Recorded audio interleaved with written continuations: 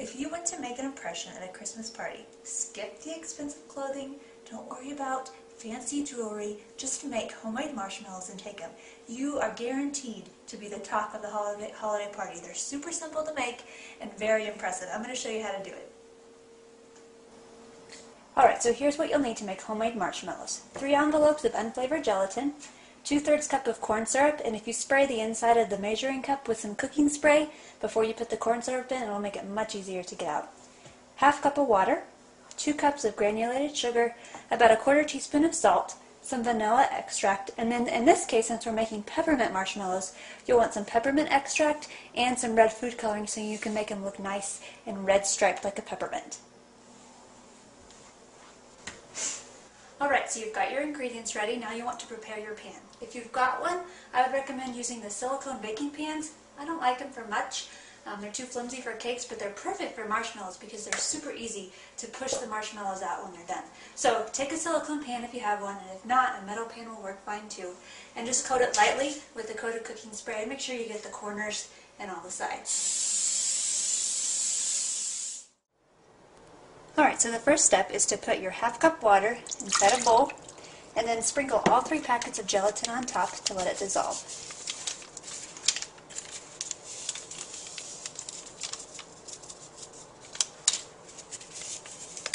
And let that sit for about 10 minutes.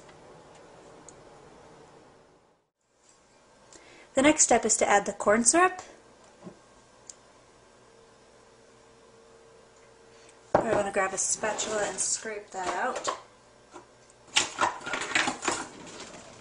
Get all the corn syrup out of there.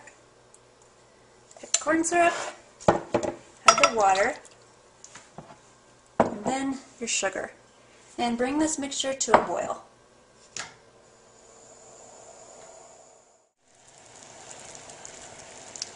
As the mixture heats up, you'll want to stir it together so it doesn't burn. And you're looking for a really, really hard boil here. We're not quite there yet.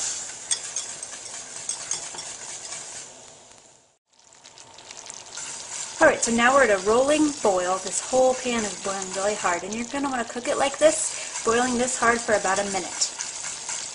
No need for a candy thermometer, just cook it hard for a minute. You should be really careful. This is really hot. This is not a really good cooking project to have with kids.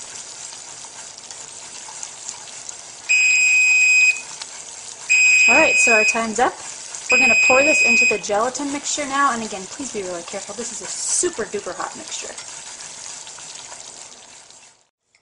Alright, so now we are pouring this on top of the gelatin mixture.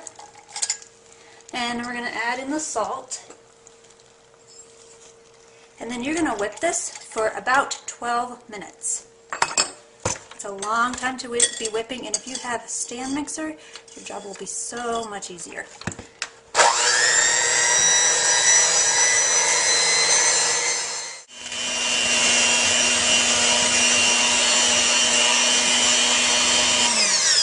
I just wanted to give you an idea of what this looks like. We've been whipping for about 2 minutes, and the mixture is starting to get a little bit wider and a little bit thicker, and we'll have more volume. So we're going to keep whisking.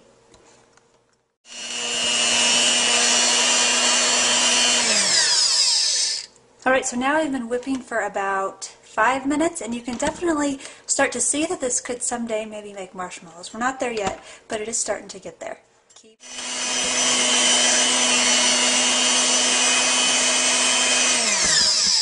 Alright, so now we've been whipping these for about 8 minutes, and I know I said 12 minutes, but this is really, it's more of a feeling thing than an actual time. So what I do to check whether or not they're ready yet is I just dip my finger in and kind of put a little dollop on the counter and let it sit there for, I don't know, 5, 10, 15, 20 seconds. And if you touch it after that amount of time and you start to feel, oh yeah, that's drying out, that's setting up, then you know it's ready. I don't think this is quite ready yet because it's still taking quite a while to dry out. So I'm going to beat for about another 2 minutes.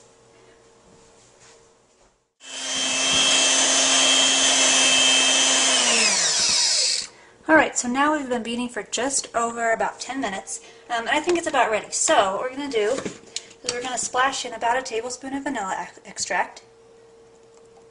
And you could stop here, but I'm going to make these peppermint, so maybe about a teaspoon of peppermint extract. And just whisk that around a little bit longer.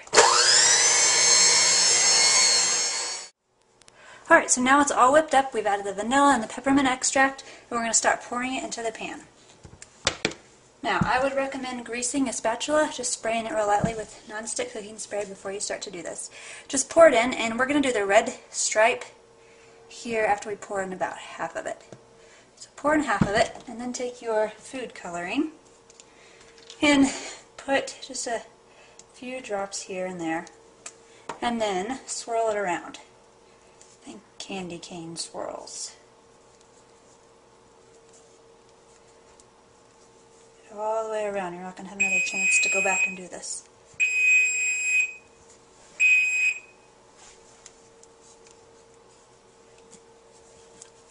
Okay, and then we've done that, so let's go back in and pour the rest on top. This stuff is good. These are the only kind of marshmallows Jeremy will eat. Like, he likes these as candy. The other kind, he's like, no way, only over a campfire. These are dessert. Whew. Alright, and then we're going to do the same thing here on top. Just a few more drops of red food coloring. And obviously you can do any sort of color, any sort of flavor, and swirl it around.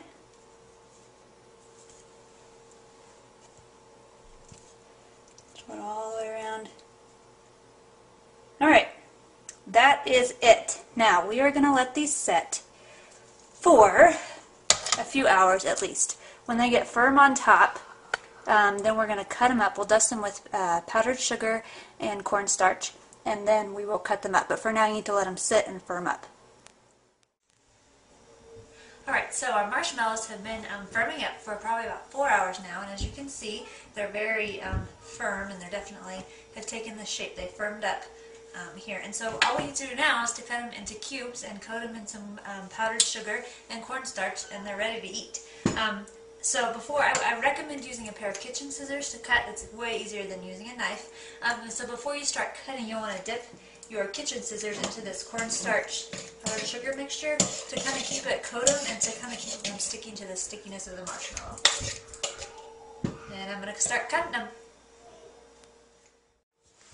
Alright, so it's time to start cutting. And I usually cut them just one row at a time.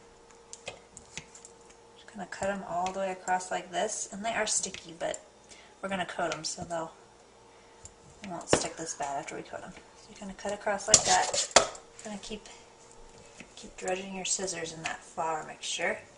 I'm sorry, in that cornstarch and powdered sugar mixture. And do it like that. Now you're ready to toss them in the mixture. Take them out like this. Oh, it doesn't look good. Look at that. Yum. And then you just toss it around, just like that. There's your homemade marshmallow. These are awesome. Awesome. And homemade hot cocoa. They're yummy by themselves. And like I said earlier, if you want to impress somebody, make homemade marshmallows. Hope you enjoy them.